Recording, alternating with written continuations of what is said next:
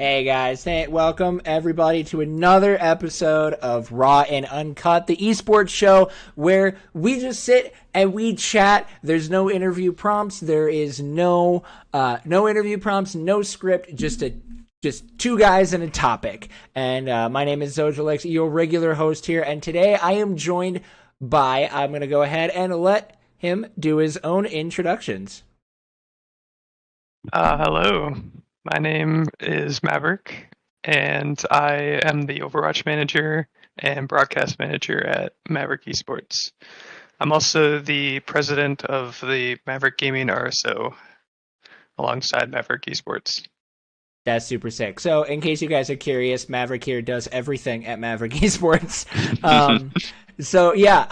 As we had in our last episode, we talked with Hamalak, a caster for Maverick Esports. And so, as you can tell, I'm not purposely doing a Maverick Esports theme. It's just these guys are guys who are ready and willing and able to talk, and people who I've gotten to know over my first few years of taking esports casting seriously. So, as you can see down at the bottom of the screen, our topic today is going to be Overwatch 2, because obviously there's a lot of things that I want to talk about when it comes to Overwatch 2, and I feel like there's just there was no good way of like narrowing it down, because there's a lot going on in the game right now between EWC that wrapped up, the collegiate semesters getting started. OWCS just had day one of Major 3 or 4?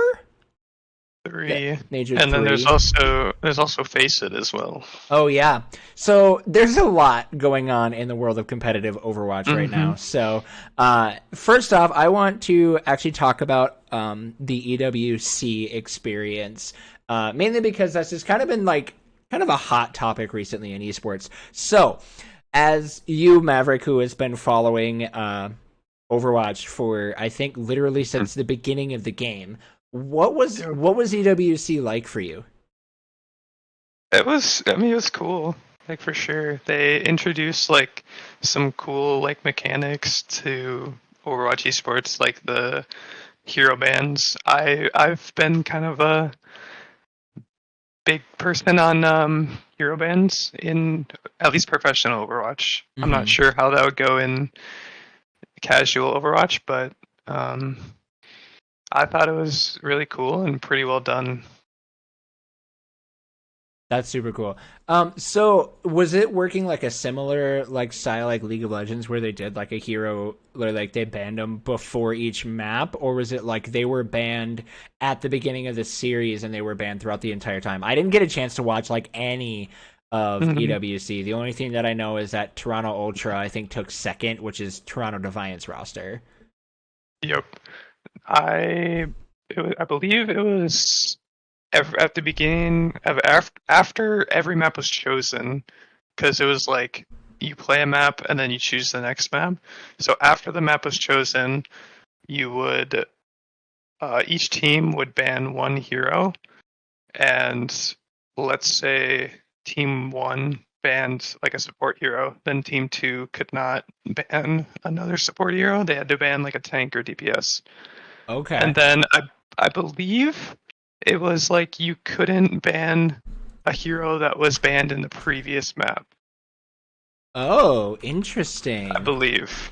So like there is some like strategy to go into that. Like if you're up like 2 maps to 1 and you're going into map 4 and you don't think you could win that map, but you ban a hero that would be really good on map 5, that would give you more of an advantage.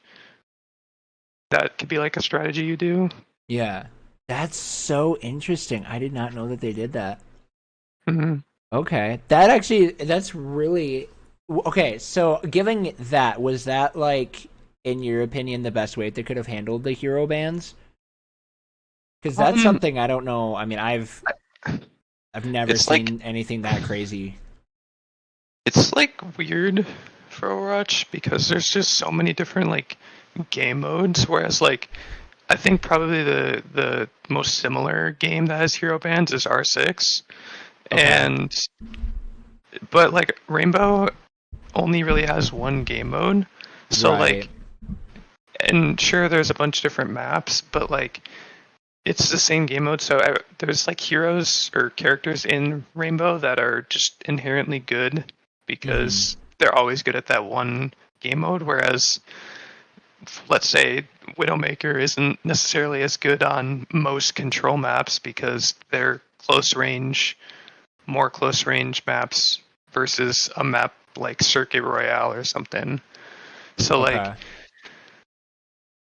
I think the way they did it is a good way. I don't know if it's the best way because we just haven't seen a lot of other ways to do hero bans Yeah. in professional esports yet.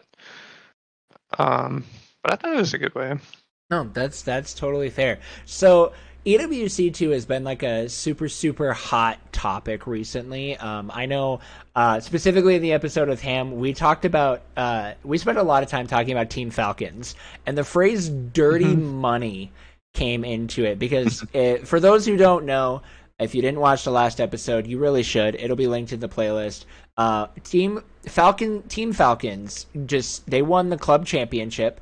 And they put an absurd amount of money Hmm. into getting as many players as they could to EWC, allowing them to be able to take the win in 2 esports. They took second in 4, and they took third in 4 of them. Hmm. So, like, when you look at that, I mean, that's a lot of players that Falcons were able to show off now, and then that allowed them to win not only all of the different money from the different esports that they won their individual titles in, but they also won $7 million for the club championship. So I want to know, Maverick, do you think that that was some dirty money that came from Falcons there? Was it a little unfair, or have you not really thought about it too much? I mean, if we're talking like just about Overwatch, like Falcons only got third place, like That's third, true. fourth place, like, and they also got second place in the Major One LAN in Dallas for OWCS. They both times they lost to Crazy Raccoon, which are the other like Mm-hmm. powerhouse Korean team, and so like, I mean, I didn't really watch too many of the other games, but I know like there was a couple that they just like completely dominated in. Yeah, Um, there so was there was a like, lot. yeah, so like in terms of Overwatch, I mean, Overwatch is definitely like a really just kind of broad game for like professional stuff. Like any team could realistically win on any day.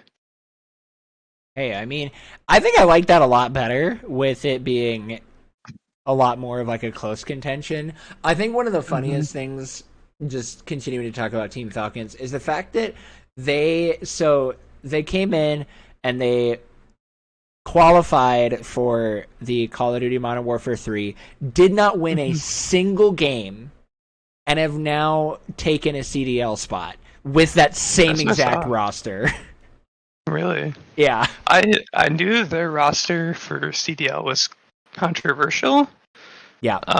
but I didn't know they actually like played already against like professional teams. Yeah, they played in EWC. That's all that they've played, and they've Hmm. been challengers team. Um, Hmm. but the best that they did was they took Lore Gaming to a map 5, and Lore was the challengers champions. So they Hmm. took them to a map 5, but any CDL team that they played, they got 3-0'd. Um, Interesting. but they're standing by the roster with the hope of wanting to develop them as a CDL team and try. They're wanting to build the region, which if that's what they want to do, I'm all for it. I just think the whole situation also is just kind of funny, um, just given Yeah, I definitely downright think track like record.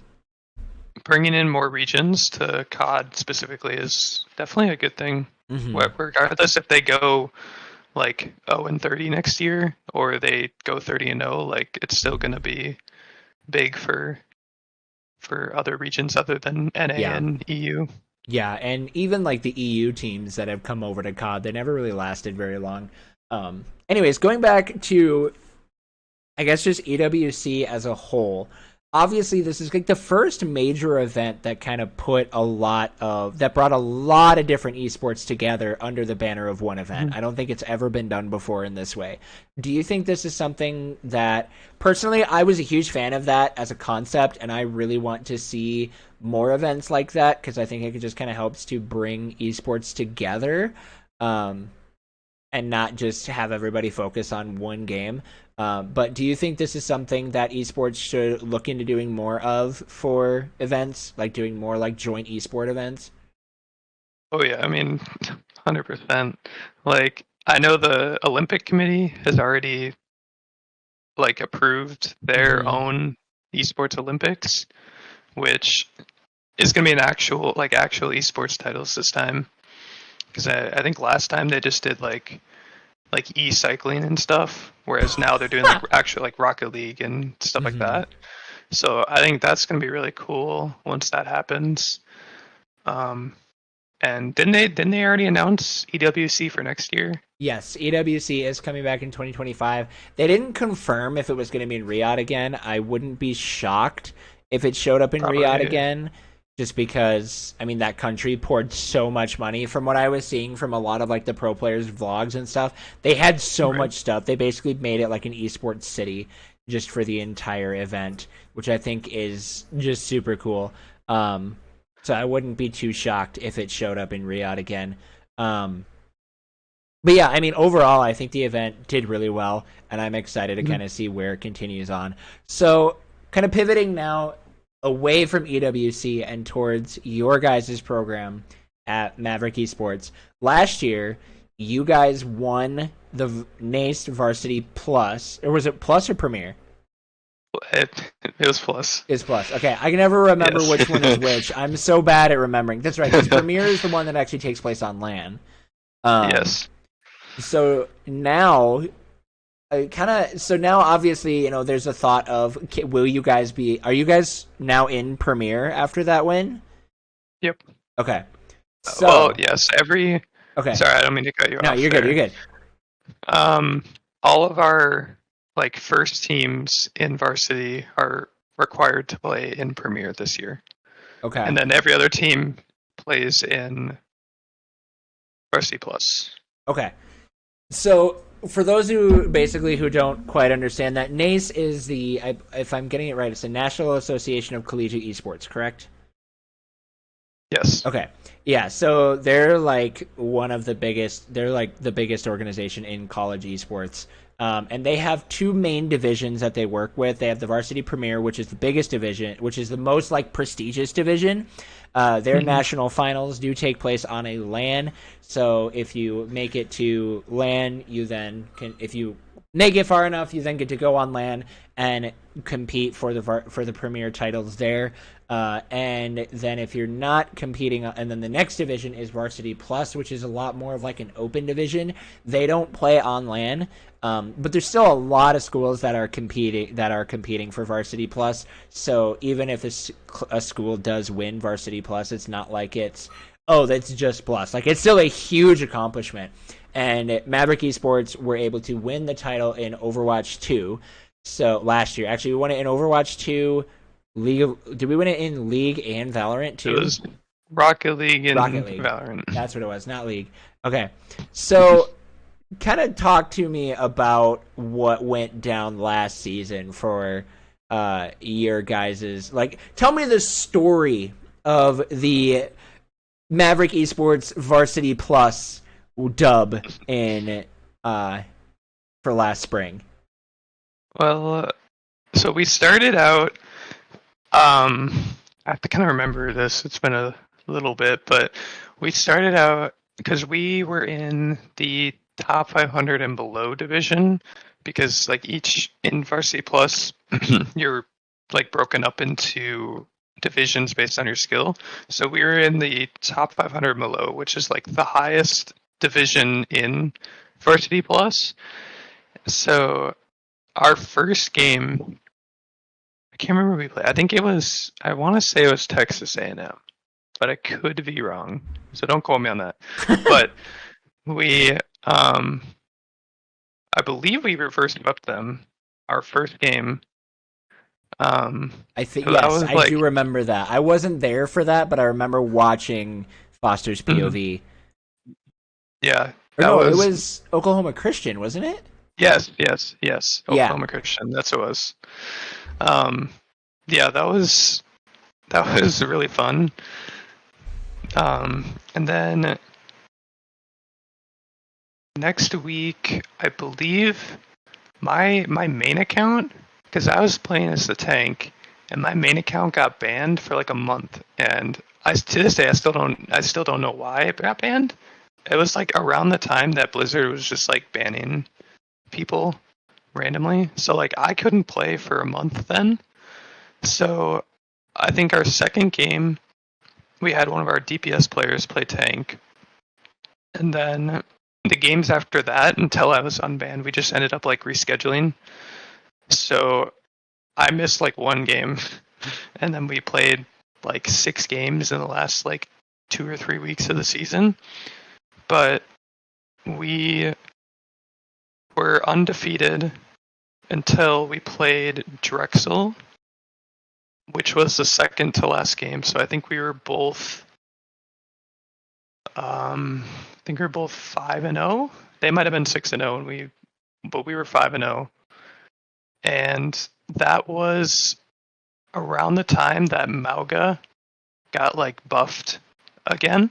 So it was just like hard meta, Mauga meta, and we basically had to learn the comp, which I believe was Mauga, Reaper, Sombra, Lucio, and Moira.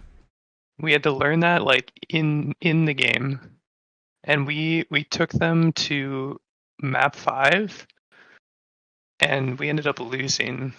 But I'm gonna be honest, like that Amalgameta was some of the most fun Overwatch I've played in a long time. Were Very you hot take. complaining about it in the moment? I wasn't. I loved it because it was a lot like Goats was, and I love Goats. As a tank player, I love Goats. Okay. But anyway, um, so we lost that game, and then we won our last game. So we ended up going 6-1 on the season, which qualified us for the playoffs. Which the how playoffs work in Varsity Plus is that it's a playoffs for your bracket only. So the top 6 out of the 8 teams in your group make the tournament. So the first and second seed get a bye in the first round, and then the other 4 teams play each other. So we got second seed, and we had to play 2 games, I believe, to win the playoffs, and we played St. Clair Academy, I believe, in the second round, and I think we went to map 5 with them and ended up winning. And then for the grand finals, we played Drexel, and this was a Orisa meta, which was Orisa, Tracer, Sojourn, and I want to say it was definitely Lucio, and I want to say it was Bap. I'm pretty sure it It was might have been Bap. Kiri. It was either Bap or Kiri. I couldn't remember. I can't remember. But Those were kind of the two supports that were like swapping out the entire year was Bap and yeah, Carry. yeah, for sure. Um, I also really enjoyed that meta. Like Orisa is like kind of fun when you're actually like good at her. But we ended up 4-0 in, like 4-0 against Drexel in the finals, and we kind of just like that was like the best game we've like all 5 of us have played, and it was a lot of fun. Yeah, I mean, I remember watching. I think I was working or something, or I don't remember why I couldn't be there to cast for it. But it was a super, super fun series to watch, you guys. You guys just looked absolutely on point. And it was super cool, too, because being a part of Maverick Esports, I got to kind of watch your guys' VOD reviews and stuff and just seeing kind of how you guys would break down every single game. I mean, it was Mhm. just so cool to see the improvement throughout your guys' team throughout the entire semester. But now you guys are getting ready for this next fall. You guys just wrapped up your Overwatch tryouts. I'm sure you don't want to leak too much information, but I am curious to know kind of how your guys' tryouts went this year. How many students were you expecting? Are there going to be any major shakeups from last year? Like at that, as much as you can obviously give without leaking too much information, because I know probably not Mhm. every student knows everything yet, so I don't want too much information leaked here. But either way, talk me through it. How were tryouts? What were you expecting? I mean, did it go the way you were So, hoping? All that good stuff. so I announced the teams to the like within the like our channel, like private channels in the Discord. I announced the teams to all players. Um, so we're gonna have 3 teams this year, whereas we only had one last year. Like we barely had enough to make one last year, and I don't know where all these Overwatch players came from, but like we have like 16 or 17 players this year, which is just crazy to me. That's crazy. Yeah, but our first team is relatively the same. The biggest difference is that I'm not playing this year, so we have a new freshman. His name is Why You Know Life in the game. Um, but he's gonna be our tank this year, and I'm very excited to watch him play because I see a lot of potential in him, and I know our new coach is gonna bring out a lot of potential in him. So are you? So are you not playing at all this year then?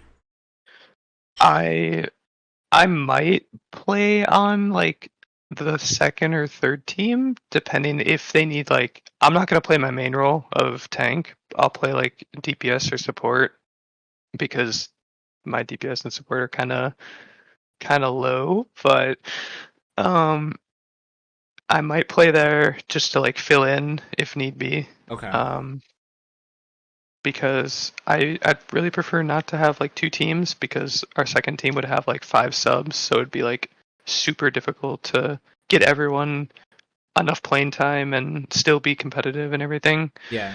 Um, so I'm gonna try my best to make 3 teams work. Um, but another big change that we're gonna have this year is that we are gonna have a coach for our first team, and our coach is gonna be Suji, who That's is the assistant coach for Space Station Gaming. That's actually like that's so crazy. For those of you guys who don't know, which if you're watching a thing on Overwatch, I would assume that you know these things. Space Station Gaming, they are the number one team in the EMEA region for the professional scene of Overwatch. Which EMEA is, I don't remember what the whole acronym It's stands for. Europe, Middle East, and Africa. Okay. Yeah, so Europe, Middle East, and Africa. So it is a huge encompassing region of teams, and Space Station has a pretty decent sized lead in their region. Like, they are the top of their game. I mean, they played in their most recent. I mean, heck, they won today. Um, I'm pretty sure they swept the one game they played. They won 3-0 over Aw Probably. Yeah.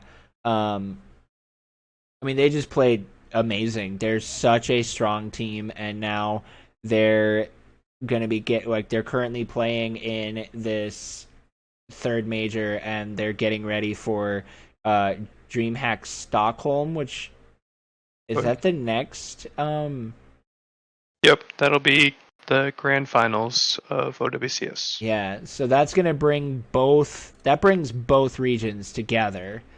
Hmm. So we're seeing the assistant coach of the best team in the EMEA region is now going to be coaching Maverick Esports. So that's super cool. There's going to be a lot. I think there's going to be a lot of eyes on you guys this season, and I'm actually kind of curious. Do you have any like?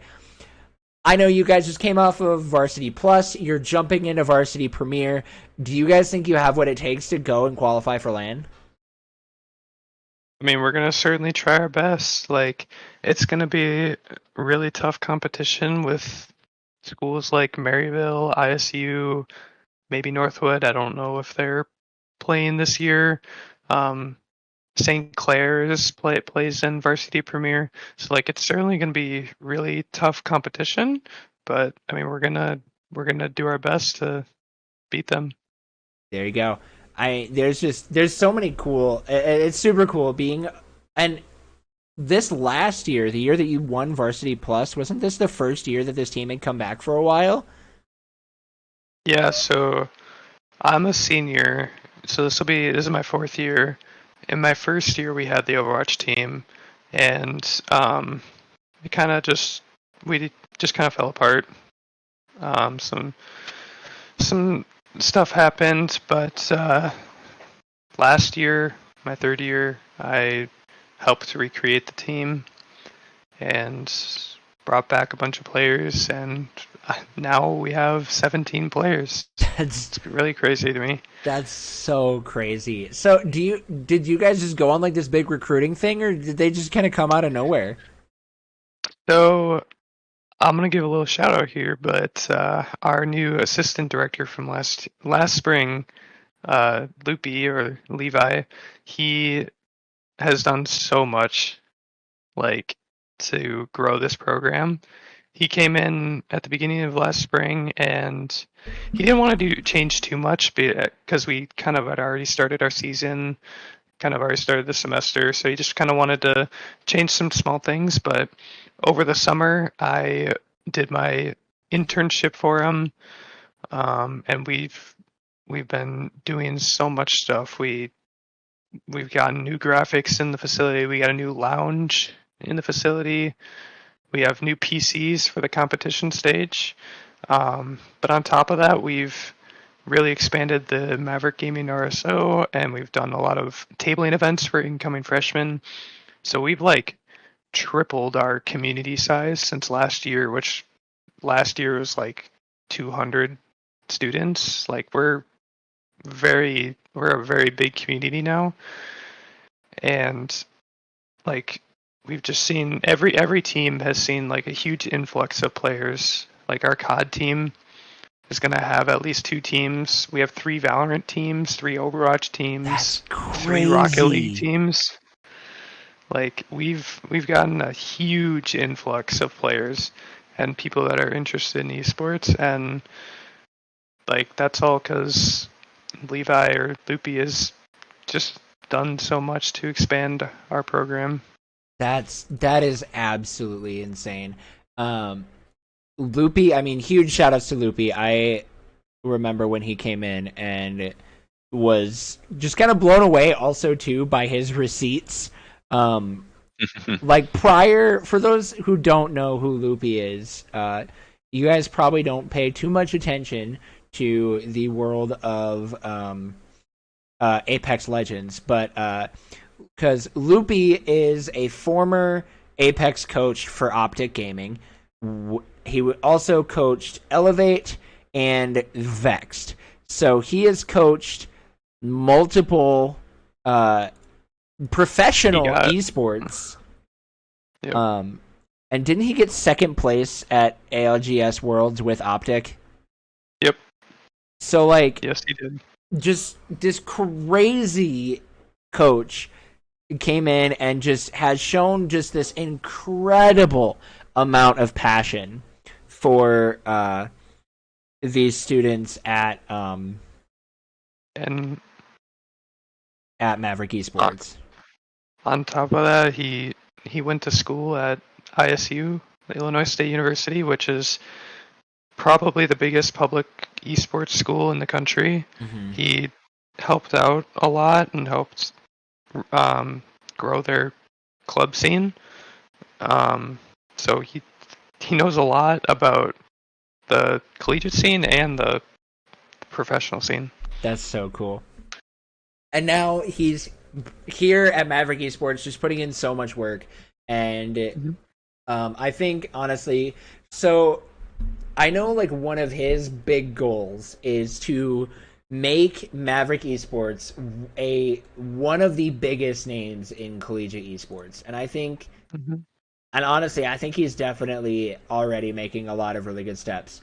So I haven't talked about it too much before, but Maverick Esports, you guys have kind of, I feel like, have had a lot of really, really good, um, like potential, but have always like gotten there and then not quite made it, you know? And I feel Yeah, like I feel like the first year where things kind of really was looking interesting was when you guys won I believe it was Call of Duty Vanguard. You guys won NACE Premier for that, which was a I wasn't around for that, and I really wish I was because that was crazy. Um, because you guys took down Northwood for that, which Mhm. is still just absolutely like absolutely blows my mind. Um, but now, I mean, I really feel like you guys are kind of starting to hit that like real big upward momentum. Yeah. I mean, our Valorant team has all five starting players are peak immortal. I think one of them is like peak rank 70, What? and yeah, so like our Valorant team's gonna be crazy this year, like really crazy. Our COD team is gonna be the starting four, gonna be the same as last year. So Okay. like they've been playing for 3 years together. So like they have all the chemistry you'll ever need, and they're Yeah, obviously all really good players. So they're I'm absolutely excited to insane. see them. And like our Rocket League team is gonna be pretty crazy again this year. Uh, Hopefully our Overwatch team will be pretty crazy. Um, yeah, I mean it's gonna be a really good year for Maverick Esports. So definitely, guys, if you are not following them right now, I actually have them in the title. But Minnesota State Mankato, make sure you guys follow them on Twitch, and so that way you can stay up to date when all their seasons and stuff starts, because it is going to be a incredible season. I'm very excited to see kind of where this team is going to go, especially over these next few years with the just absolute blow up that they've had. I know Loopy tweeted it a couple of days ago. He said, last year we had 50 students in our varsity program across 9 games. This semester we've had 80 plus student tryouts. And almost every single game will have a second team, some with a third, and that is just for the NACE supported titles.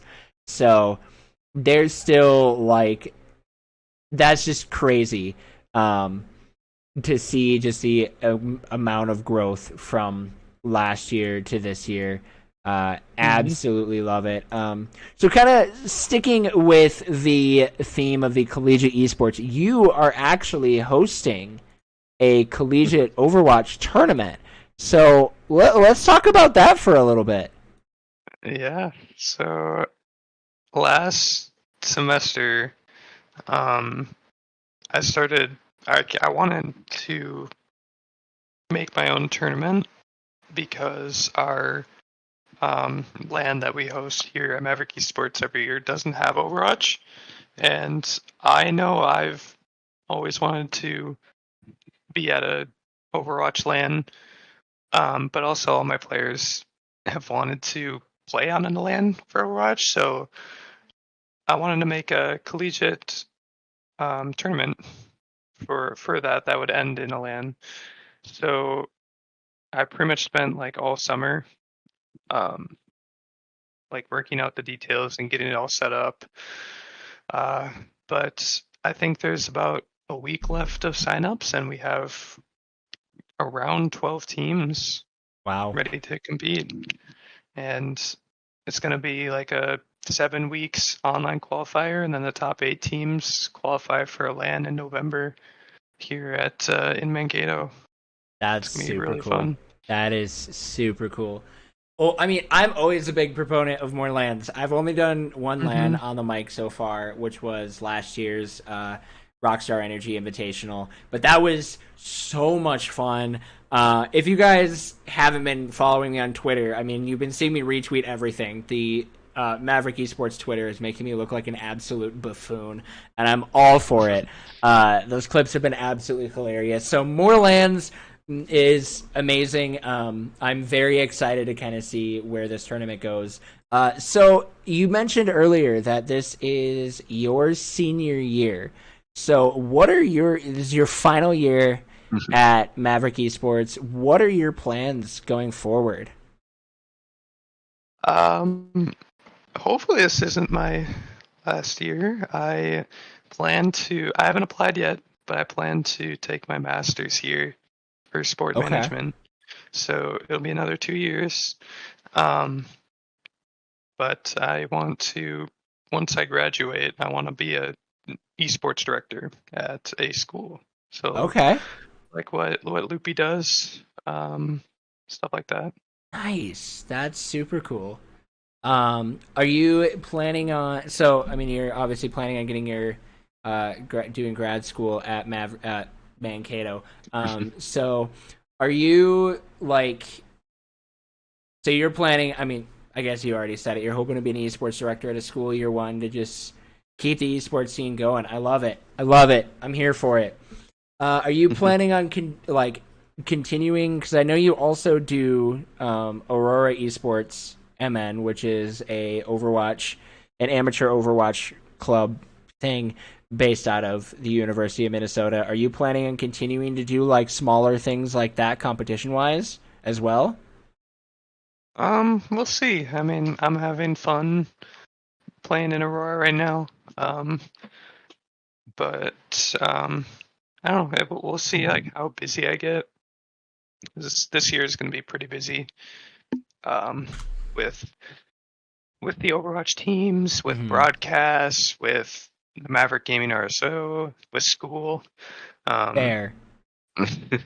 It's gonna be pretty busy, but like if I'm able to, I'd certainly like to play in small stuff like that. Fair enough. Fair enough. So we're gonna kind of shift a little bit here over to OWCS to talk about it for a little bit. So I mentioned this on Twitter earlier, but I mean, looking at this current major that's going on, Toronto Defiant played TSM. TSM is the third ranked team in the OWCS right now, and Toronto Defiant made it look easy. I mean, I don't know what else to say. I don't think I've ever seen a team just get absolutely destroyed as quickly as, I mean, maybe not quickly, but TSM, I mean, they made it look easy. I don't know what, were you surprised by that? Did you expect them? I mean, I haven't been watching a lot of OWCS recently, but like I've been keeping up with it. I mean, I kind of expected Toronto to win, but like maybe TSM take a map. But I definitely think Toronto is the best NA team. I think Energy could take a map or two off Toronto, but I think that's realistically the only team that could do that in NA. And even like too, something crazy that did happen. Citrus Nightmare actually beats TSM 3-2, which I was not expecting. So TSM has already been eliminated from Major 3, from Stage 3. So the teams that are left are Timeless, F Dreamland, and then it's the rest of the upper bracket, which I cannot see the upper bracket, but Toronto, Nightmare, Energy, and Timeless. Okay. So yeah, that's all who are left. I'm shocked that TSM got eliminated that quickly. Yeah. That's pretty crazy. My brain is still a little bit like hard to wrap around TSM, because TSM is around in everything except the very first esport they were created for, which is League of Legends. They're not in the LCS anymore. So like, I mean, TSM has a pretty good team. Like Rocket, Chopper, and King are all really good DPS players. I don't know much about Icy on tank, but I know Lep and Renko are good support players. I mean, they've got Um, to be at least somewhat good if they're going to be currently qualifying for right. Stockholm. But that might change with Citrus Nightmare now knocking like if there's going to be a swing, that's where the swing is going to be. It's going to be Citrus Nightmare or Nightmare. Hmm. So yeah, I mean that's where I think the swing is going to be. I think, yeah, I think Timeless could be pretty good too. That's pretty much um, all of. Is it, wait, because Lucamino was. Yeah, he was on Maryville. Okay. So Timeless is kind of a combination of Maryville and ISU from last year. Because Kuffa, I believe Kuffa and Vision. Was Vision on ISU? I think so. Um, Um, Maryville. Okay, well, it's kind of a combination. Mostly Maryville, but Kuffa was on ISU. But um, I mean that team looks pretty good. I don't think they'll beat the Shock because it's Shock and Timeless, and then Toronto and Nightmare. I think Shock is probably going to beat Timeless, or yeah, Timeless. If I were nice. to make an educated guess, I mean Shock's just my favorite team, but like No bias there at all. I do think that they're gonna beat Timeless. Toronto's gonna beat Nightmare, and then Toronto's gonna beat Shock. Yeah, I mean, That'd be you my just guess. look at the rankings. It's not even close. It's a 320 point gap between Shock and Toronto. So I don't expect Toronto to get upset that hard, especially I mean just with the way that they're playing in Hmm. this year. They just are they're doing all the right things and it's just kind of crazy. So yeah, actually, so that's something interesting. How they're obviously, you said that part of Timeless is Illinois State, and the other part of Timeless is, and another part of Timeless is Maryville. So I see Vision was on Maryville, Hmm. and I think Squid was on Maryville, and then Luke Minnow Kuffa. was as well. Yep, Luke Minnow, and then Kuffa was on Illinois State. So that's actually a huge amount of players that transitioned from the collegiate into OWCS. Does that happen often in the Overwatch world? I mean, Vision, Kuffa, Luke Minnow, and Squid all played in both collegiate and OWCS this past season. So, Oh, so they've played because in both. Maryville, Wow. Maryville played under Luminosity in OWCS. Okay. So Luminosity just signed the entire Maryville roster, and that's what they played under. I don't think they're playing this stage as Luminosity. Well, clearly because their team's on Timeless, um, but yeah, I mean, to answer your question, it a lot of the top collegiate teams have like really good OWCS players. Like Winthrop, for example, last season they had Kaluge, Ultraviolet, RuPaul, Tree, who are all like some of the best players in North America in OWCS, not just collegiate. Um, Teams like Maryville, ISU, um, St. Clair, Northwood, Fisher, they all have like really big names in Overwatch esports, and their collegiate teams. So, That's crazy. I still can't fathom, like I can barely even fathom being like a student athlete and like being in esports and being also a student, because there's just so much you're doing at the same time, but Hmm. also to not only be a student athlete, but to then also be a professional at the same time. Like, these guys are taking classes, they're playing in OWCS, and they're playing in the NACE leagues. Like, where do you guys sleep? Like, I don't understand.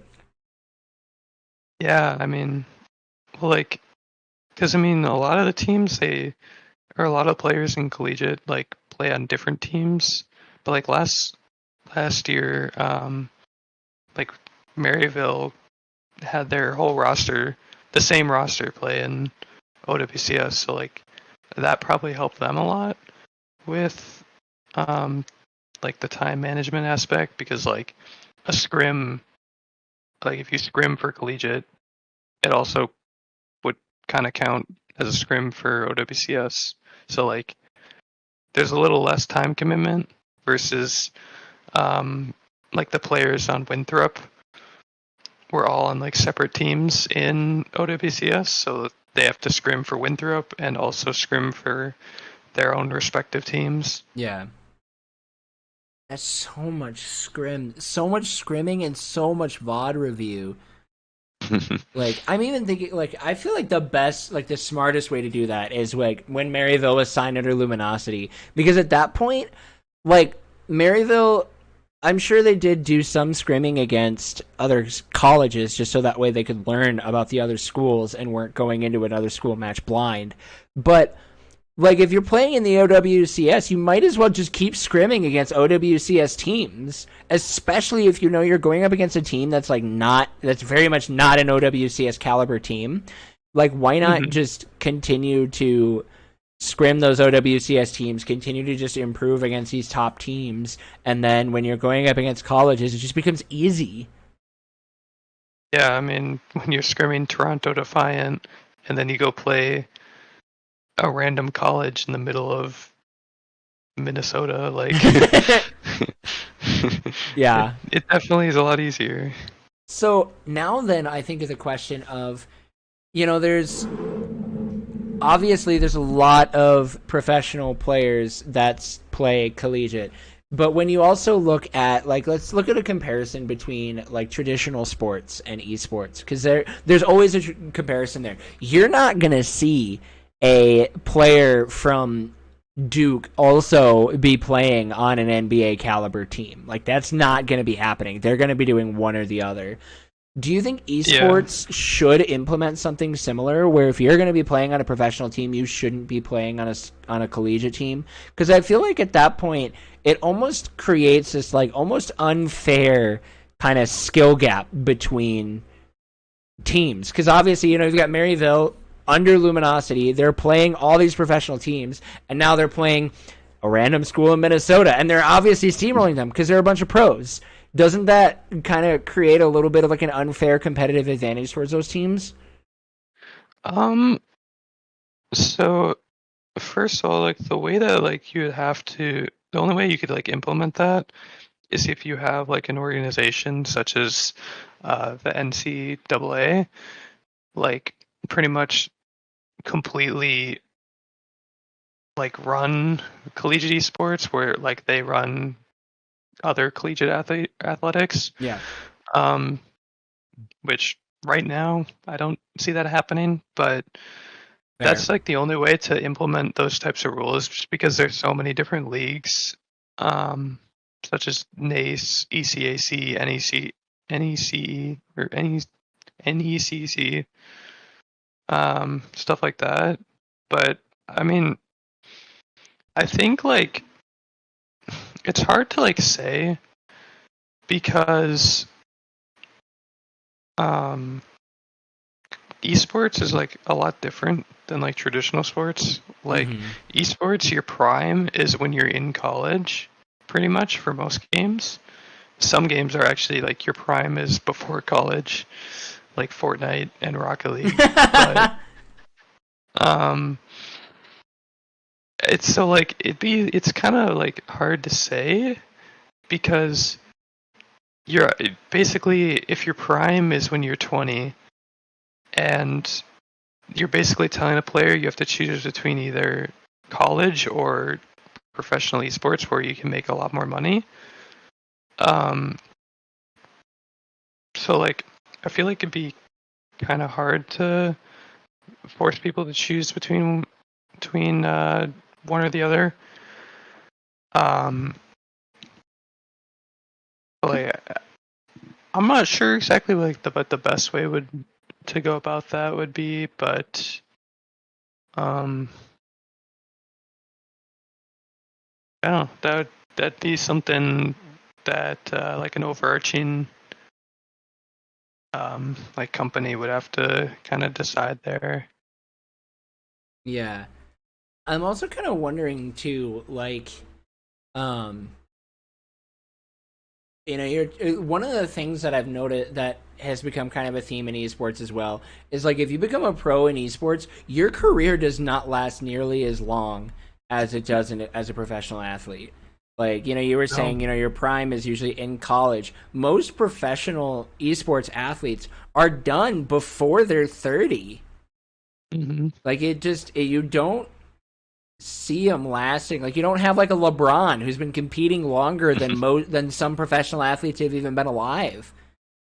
Yeah. Like, you don't have that in esports. So I guess there's not really like a good kind of win for Right. that. Well, Because and like, um, I mean, I know this. It's like the way that like the best collegiate teams get their players is just offering full ride scholarships among other perks. Um, so like if you were to just keep collegiate esports, like you players can play both in collegiate and professional, like that would incentivize colleges to give more scholarships and give more benefits to help grow collegiate esports. yeah, yeah, that's true.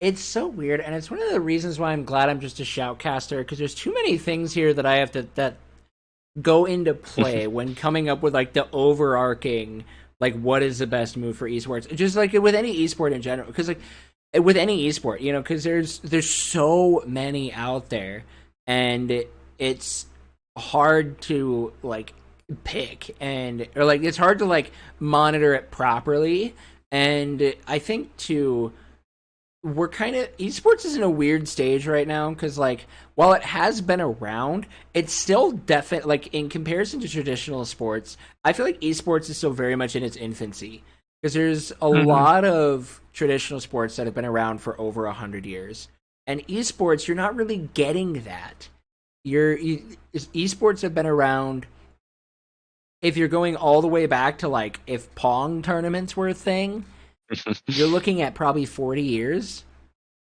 If we're talking about what like COD's been around 10 years, League of Legends been a little over Mm-hmm. 10 years. So like, yeah, Like it really it's still not really that young. long. Yeah.